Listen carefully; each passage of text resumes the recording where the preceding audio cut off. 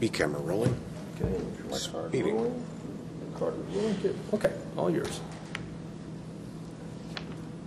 And take it away. Well, welcome. Can you tell us your name and a little bit about yourselves? My name is Daria Cunningham. I'm actually living with carcinoid. I've been diagnosed a few years ago. This is my husband, Emerson Cunningham, and through the course of the journey of my illness, he's actually been my primary caregiver. Can you tell us a little bit about the onset and the first time that you really started experiencing a lot of the symptoms which led to the diagnosis of carcinoid syndrome? Probably 3 years prior to my diagnosis, I began a lot of symptoms with diarrhea, issues with diarrhea, nausea, vomiting, extreme fatigue. Couldn't quite get a grasp on what was going on. It was chalked up to other issues such as had problems with fibroids, had problems with bad back. So I was giving treatments for all of those issues. Beyond that, never really dealt with what was going on with me. I guess the biggest thing was I ended up having to have a hysterectomy, thinking that was going to help with my other major symptom was chronic abdominal pain. So ended up having a surgery, hoping that that would solve that problem, but the nerve blocks, cortisone shots, none of those things were giving me the relief. So I realized that there's something else going on with my body, but couldn't quite get a good handle on what was truly happening with me. And then what led you to, if you could tell us a little bit about that visit to the doctor with the extreme rectal bleeding, if you want to take us through that point. Well, in a hurry of trying to get my youngest daughter ready for her first day of school in kindergarten, spent the day running around, knew I wasn't feeling well, but just was trying to push through it, and ended up at home with a bad episode of rectal bleeding. It was profound. Knew I needed to get to the emergency room quickly. Once we got there, again, the doctor's initial reaction was it's no big deal until they actually themselves saw the amount of blood and realized they needed to do a colonoscopy. So it took 2 days to get the bleeding under control to where they felt comfortable going in and doing the colonoscopy, and that's when they found the primary site of my cancer in my large intestines. And I was really amazed at the fact that we had to convince them to look at her further. That was disappointing, but what we understand now is that that happens often. We have to convince them that it's not just a minor, gastric issue, but a major illness was happening right before their eyes. And they didn't want to diagnose it correctly. So you're informed that you have this tumor, but they never necessarily said the word cancer. So those 2 weeks, you want to tell us a little bit about those next 2 weeks with the results and such? Well, after the doctor completed the colonoscopy, he had an odd question to me. He walked in, he says, "Do you pray?"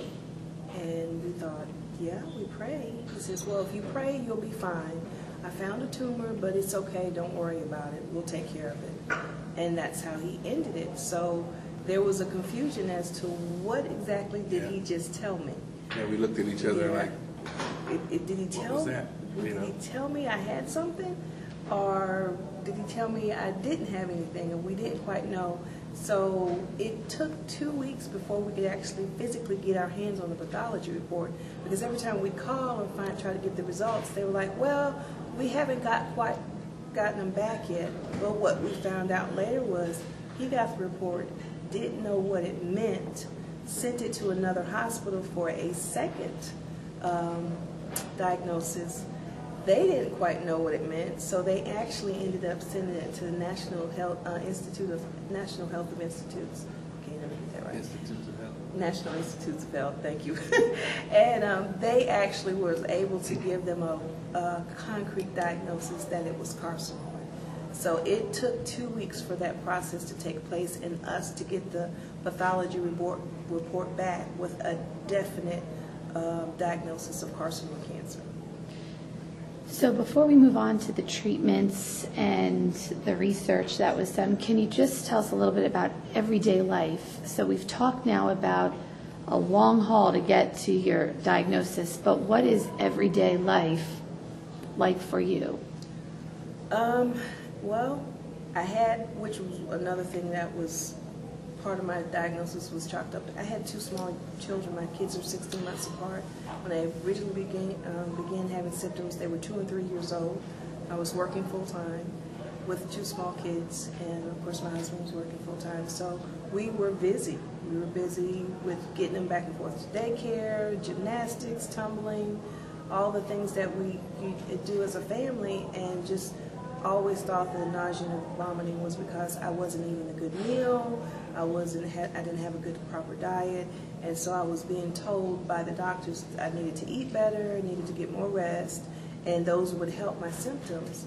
When the symptoms persisted, even after I made those changes, I was given a diagnosis of IBS, and so it was constantly going through different symptoms with it's just this, take care of that, it's just this, take care of that. And every time we made a change, nothing changed different in how I felt. So at one point I actually switched from a job where I went into the office to being home. I took an assignment where I was able to work from home because I spent so much of my day in the bathroom that it just got embarrassing that every 15 minutes to 30 minutes, excuse me, I've got to stop and run to the restroom. Till I was able to manage that better working from home. And I actually worked from home for about a year prior to my diagnosis, and trying to figure out what was going on with me because the diarrhea and the vomiting had become just unmanageable for me. I wasn't able to take care of it anymore with the over-the-counter medications, and even with the prescriptions that the doctor was giving me. It was just stronger over-the-counter medicine, but it still wasn't helping my symptoms. But here's what I saw. She dealt with it. I saw it. She had a decline. She's normally a very energetic person, and a decline in energy and sleeping all the time. No willpower to go out and do anything. Next thing you know, when I hit the door, here's the kids. Can you fix dinner now? And those things are okay with me, but what I noticed is she lost an interest in cooking. You know, she loves cooking. And I thought, what's going on? And so that slow decline, consistent decline in her energy was a key for me recognizing that there was a major problem. Okay. So then let's get to a little bit about treatments.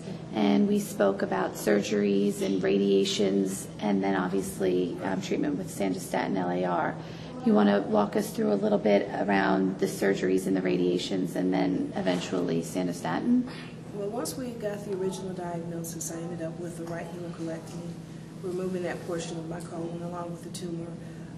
After that, finding that there was spread into my lymph node system, which caused the doctors to investigate to see if there was further distant spread, which there was, into my liver.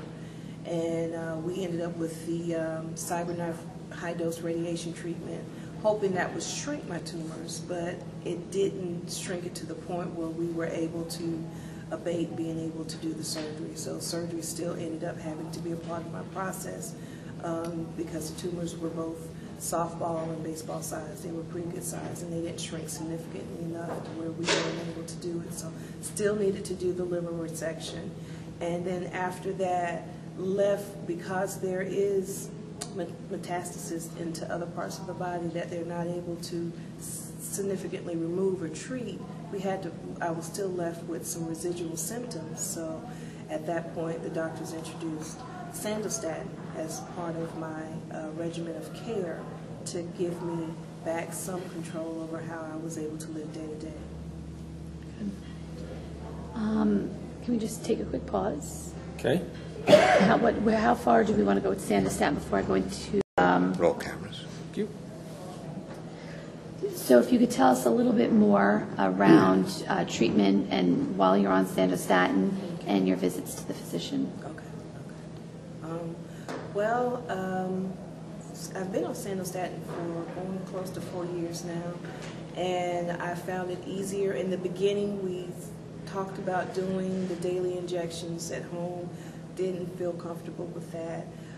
So the doctor introduced me to the LAR, which really did do a lot for helping me being able to function day to day. And the fact that I only had to go in once a month for the injection was appealable to me, since I didn't feel comfortable with keeping myself on a regulated schedule to make sure I got my doses exactly at 8 hours every day. So that appealed to me with the long-term injections. I like going into the doctor's office because I am able to get one nurse in the office that gets comfortable with giving me the medication, and she knows I'm coming. I usually call on my way out. She'll get the medicine out, get everything mixed and ready for me. So after I've seen the doctor, they've ran my blood work to check and see where all my numbers are, you know, and that way we can gauge if we're at the right dose level for me.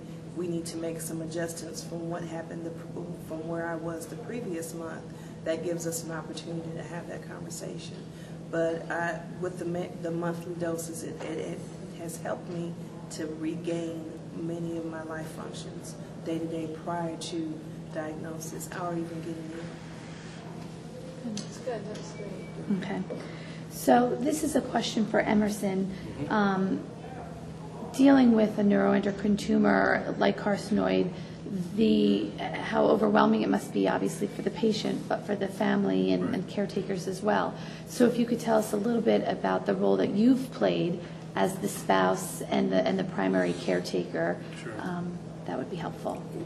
Where I thought it was important for me to come into the picture was giving her a background of knowledge about her disease and helping her when she was not able to do the research on her own or not able to really focus and listen, pay attention to what the doctors were telling her. I was that second set of ears that would be able to collect the information, go back, do the research, and then when it's a better time for her to have that discussion about possibilities, options, how we would proceed, and what some of those side effects might be that she may have heard or may not have heard at the doctor's office.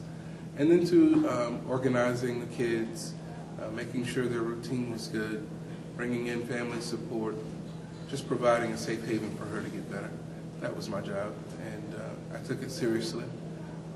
Things that I didn't know about, I found out about, and I was able to communicate with her about how those things affected her on a daily basis. She'd tell me her symptoms. I'd find out about what possible things that we could do to alleviate those problems. And all she needed to focus on was getting better. And so I ran the support role that way, took it seriously. I'm just kind of come up with a couple of things. So one, just to follow up on what you're saying, maybe some of the resources, or advice that you would have perhaps for someone in your situation. So that was my next question. So this is a hard, so we might want to tease this out a bit, but I think it's hard but an important question, that if you were talking to other patients, because the end result is this, what advice could you give them as specific as you can get? And there's the family, but specific resources, specific family, extended family, but knowing that not everyone may have the computer knowledge you did to do the research, things like that. So the question. Yeah, but I think in general terms, what I'm hearing that you've done really well is to be informed, to do that research, to advocate for yourself. So I think I think the message that we'd want to give is to empower people, and I mean that's what I'm hearing from your story is just a story of strength. Right. Mm-hmm. I guess for me, because of course you've never heard the word carcinoid before, knowing what I was dealing with, what I was up against, what were my options, so I had to know about the illness. I didn't want to just fold and give up. I had babies to live for. I was 38 years old. I had a lot of life ahead of me. Just was not ready to give up. So education, education, education. I had to know what the illness was. You think cancer, most people hear cancer and they think there is a time limit on their life. So I did spend a lot of research going, how long do I have to live? Am I going to be here for my babies when they graduate high school? And the more I found was how well of care you received determined what the quality of life you had, and making sure we got the best. You know, my husband and I at that point were working for the same company. We work for a great company, great insurance. I'm like, okay, we've never used it before now. We're going to get our money's worth. So we were able to make ourselves available to get the best care possible. And that was very, very important for us. My initial diagnosis came from a doctor. He was a great doctor. He was one doctor, a small practice. Was humble enough to admit he didn't know much about carcinoid, and actually referred us to Dr. Anthony, who was at that point all we had ever heard as far as leading research in our part of the country for carcinoid. Went there, came back with some great information, but realized we needed a bigger practice with more resources. Nutrition, wasn't quite sure how I needed to eat. Wellness care, because emotionally it is a lot to digest. Sorry. No, I just had a cough and I apologize. Sorry. No problem. So, wellness counseling. Right. Okay. And also, as far as trying to weight management, my weight was fluctuating all over everywhere. Wasn't quite sure where I should be with that, and what other supportive medications I could take to continue to help me to get better. So we made the decision to switch to a very large practice in the state of Georgia where we live at that had all of those resources available for us. And in the process, we also got connected with a hospital that has a really good cancer treatment program. So between our practice and the hospital's cancer program, we were able to get the care that we needed. But we did have to fuel that change. We did have to ask the questions. We did have to do the research to know what questions to ask. So when we got to the point where we felt comfortable enough to make a good decision on where we wanted to get our my residual care, we were able to make that move. What I did was, when I realized how rare this cancer was, I told my employer, I got him involved. I said, I need your help because we're dealing with a rare form of cancer that there's not many answers to. In fact, there's no cure for. And that helped them to realize that what state of mind I was in and where my family was. And so they got right behind me and gave me the support I really needed. That was awesome, and it really gave me room to work with it. Now I had not just dealing with cancer, but I'm dealing with research. I'm dealing with finding limited resources that are out there to help my wife get better. And they understood better. So that is something I would encourage anyone to do. Specifically, call it carcinoid or NET. Give it a definition to where you're going to get more resources than you would just using the word cancer. And that was an education for us too, wouldn't you say? Defining it differently, helping us to go forward. Nice. Go ahead. So I don't remember your exact code, but it was something that you said in the earlier session that I know really connected with the audience. You were talking about, I think they're one of the websites, the whole, when you hear hoof, right. Maybe talking a little bit about that from a Sure. physician perspective. Yes. And, the hoofs think of zebra, the hooves think of the horse. Right, that was amazing. When I read those things on the NET Cancer Awareness Day website, it connected with me because our doctor, initially, our oncologist, he wasn't making the connection between cancer and carcinoid. And so he didn't really know what to do.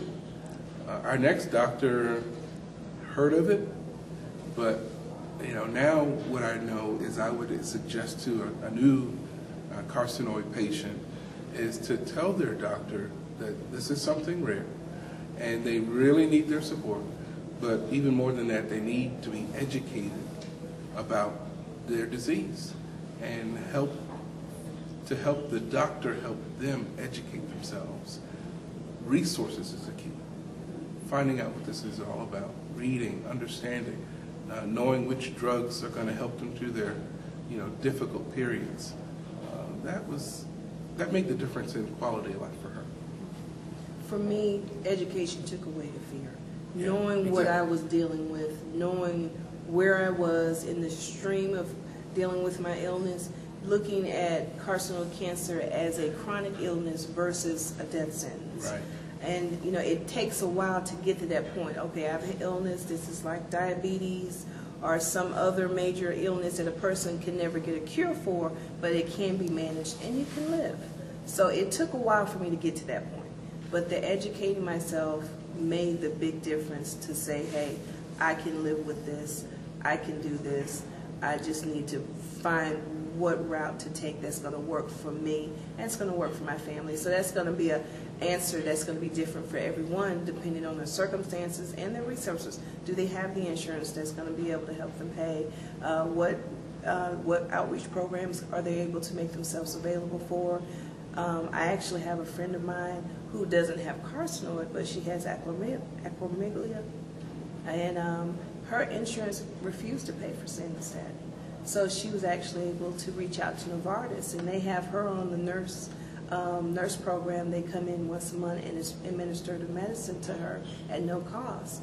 And so that was a huge benefit to her family. And they had insurance, but for whatever reason, they deemed it an experimental drug or whatever case they used, whatever excuse they used, but they didn't pay for it. So, you know, being able to know that there's other resources out there, a lot of times people don't know that the pharmaceutical companies have those options for them, and they feel like I don't have any insurance, and they just give up. Yeah.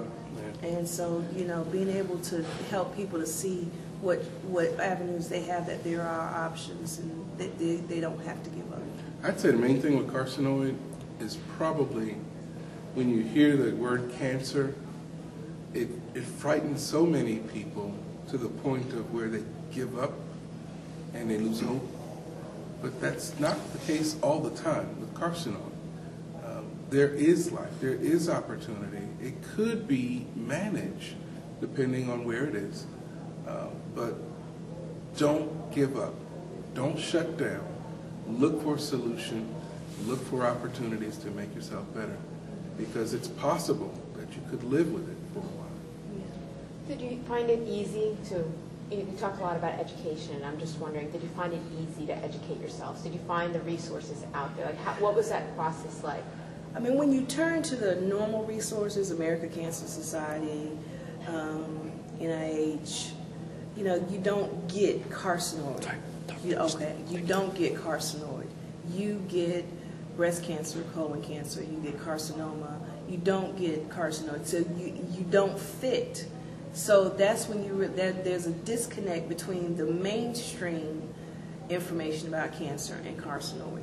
We were able to get to carcinoid.org and other organizations that focus primarily on carcinoid, and that's where we found our main education. But it's not the initial layer of information out there. You've got to dig down 2 or 3 levels before you can get to that point where you get the information about carcinoid. When you don't know what to expect, you don't know what you're dealing with, it's hard. But when you realize people have been living with this illness, managing this illness through proper care, and been able to have good quality of life for years, it takes a lot of the fear away, and you go, okay, I can do this. Other people are doing this. I'm not by myself. I can do this too. So it takes a while to get to that, though. And here's what I found. I did a lot of research. The doctor told us the initial diagnosis was colon cancer. And so I started researching colon cancer. And, you know, I found the sarcomas and the carcinomas. But then that's not the information that I needed. What I really needed was carcinoid colon cancer. And when I researched carcinoid colon cancer, I found a whole different world of information and resources. So again, I emphasize that word carcinoid makes all the difference in the world and an outcome for the patient, because the medicines are different. The application of medicine, diagnosis are different. All these things are different than regular, as they say, cancer. And so that had to take place. My knowledge now was carcinoid first, cancer next.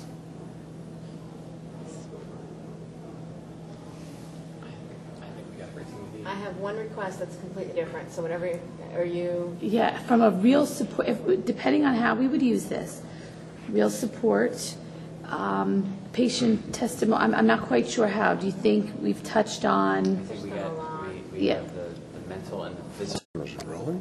Stand by. Give us just a second. So how do I start? Who do I? So you might say something like, If I had one thing to say to you. Okay. right, that would be perfect. Gotcha. Okay.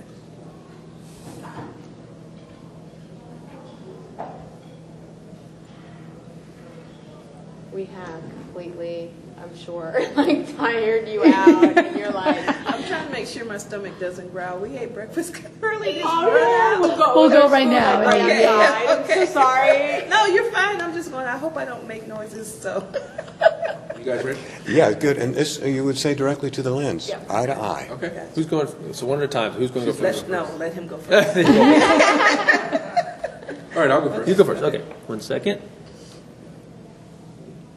And right to here, Emerson, thank you, and action. I had one thing to say about sandostatin. It would be that you have the ability to help people live better lives through the administration of this drug. That made the difference for us. Use it.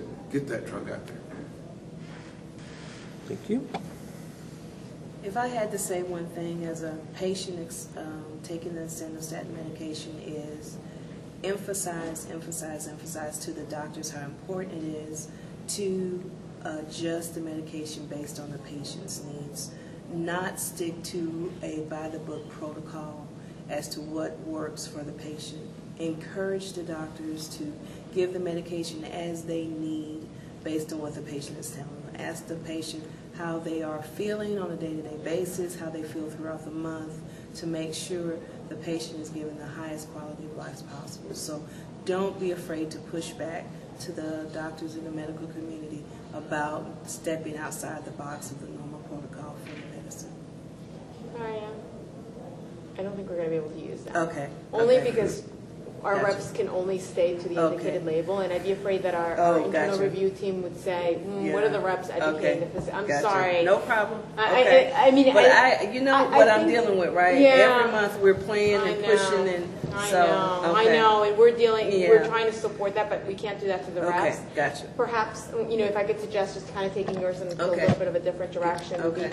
Where I thought you were going to go was just about education. Gotcha. Because I think so Okay. much about what you spoke about was that physicians didn't understand carcinoid, Gotcha. weren't given the right answer. Gotcha. And obviously our representatives play Okay. a key role in Well, making maybe sure I that. can suggest they visited a different class of doctors like gastros. Or Well, we actually do that. I think okay. it's more about, maybe it's, make sure that when you're out there talking to your physicians, you continue educating them about Okay. carcinoid. Okay, gotcha. It doesn't have to be very long. I think, just Okay. something about the education. Gotcha. Okay. Thank okay. you. All right, let's see. Let me get my words together in my head. Shake it out. Okay, all right. If I had one thing to say to you as you are out meeting your doctors and talking about the sandostatin medication is let the doctors know that carcinoma may be an option of them looking at as to what the patients are going through, the symptoms that they're dealing with, and promote the drug as a sound way of giving patients relief from their symptoms, managing their day-to-day lives, and knowing that there's an option out there for them. Over-the-counter medications are not going to do this. A good, sound prescription drug is going to help. So, It's wonderful. okay. Nobody could have. Okay. No, that was perfect. Like, that was, Okay. Perfect. you were like, you had our lawyer right there with you. Okay. Okay. Ready? And action. We're the Cunninghams, and we're Sando Strong. You got to say it with me. Oh, I'm sorry. I thought I'm just window dressing. Okay. All right. Okay, we'll do it again. Okay. And action. We're the Cunninghams, and we're Sando Strong. Is that good? Again. That's Okay. great. Okay. And Okay, you got to do your arm up like I do. Okay, great. All right, okay. why don't you start it off this Okay. time? All right. And, We are the Cunninghams. and, I'm sorry. Okay. And with pride in that family. Okay. And action. We're the Cunninghams, and we are Sando Sando Strong. Strong. And now to that